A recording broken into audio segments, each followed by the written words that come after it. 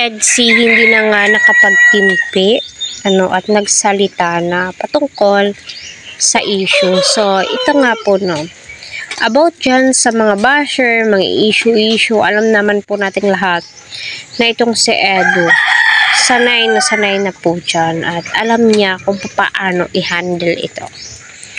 At si Viancy, nung unang nabash po siya, di ba umiyak po siya? At ayun, ngumiti na lang. At saka sa Kalambuhay ni Viancy, part 1, sinabi niya doon na si Edu yung nagpapalakas ng kanyang loob. Nagchat-chat po sila na hayaan na lang yung mga basher. Normal lang po yan. Kahit saan ka pumunta, may basher at basher ka po talaga. Diba?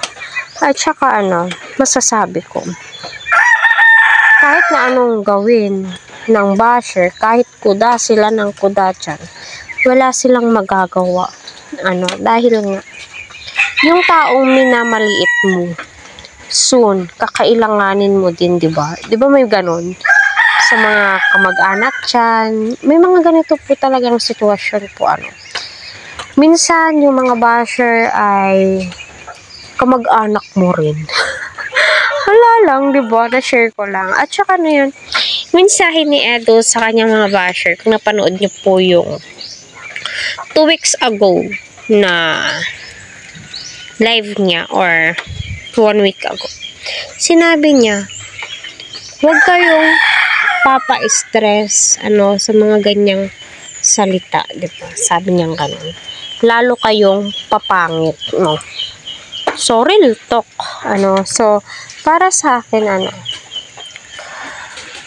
hindi naman po sa ayaw mong patulan, ayaw mong ma-stress, para sa akin ay minsan, kailangan din po natin i-voice out yung galit po natin, yung inis po natin, yung hinanakit po natin.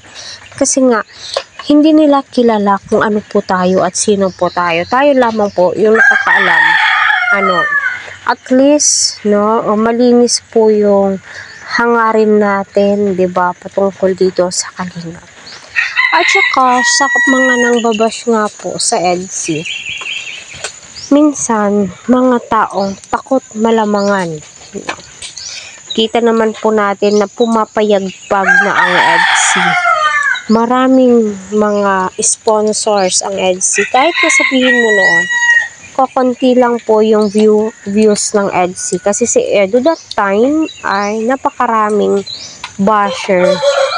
Dahil nga sa paglilink niya kay Ekay, kay Arjan. Pero tignan nyo, mas marami po ang nagmamahal kay Edu ngayon. At saka sa mga basher na pilit, hinahanapan ng butas itong EDSI. Hindi po kayo mananalo sa totoo lang. Mas nakakahiya kasi pinag-aaway nyo. Ang mga beneficiary pa rin po ni Kalingap Prab. So napakahirap naman po yung ganun. Kaya patuloy po natin suportahan sila Kalingap Prab. At saka sila Kuya Val. At saka sa mga basher dyan. Tumigil-tigil kayo kasi mas lalong sisikat sila Viancy at saka si Edu sa pinaggagawa niya.